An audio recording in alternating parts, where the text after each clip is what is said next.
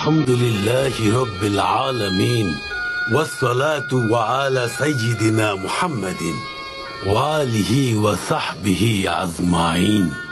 রাসূল করিম হযরত মুহাম্মদ সাল্লাল্লাহু আলাইহি ওয়াসাল্লামের জীবন আদর্শ, যিনি ছিলেন শ্রেষ্ঠ মানব। নিজেকে পাপ থেকে বিরত রাখার জন্য তার জীবন কাহিনী জানা সবার ভীষণ জরুরি।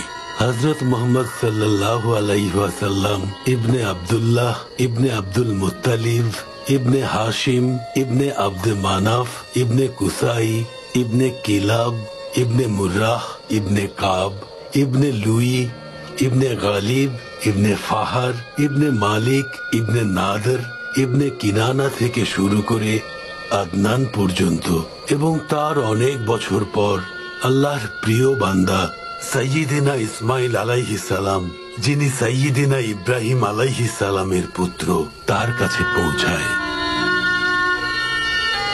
বলা হয়ে থাকে আব্দে মানাফের পুত্র হাশেম একজন সুদর্শন এবং সাহসী মানুষ ছিলেন, আর তিনি অনেক সম্মানও অর্জন করেছিলেন।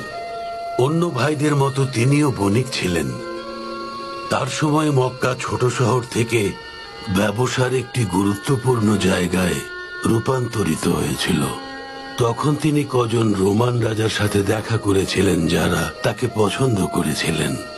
তিনি তখন রোমান ভূমিতে কুরাইশ বংশের জন্য ব্যবসার অনুমতি চেয়েছিলেন, আর পেয়েও ছিলেন।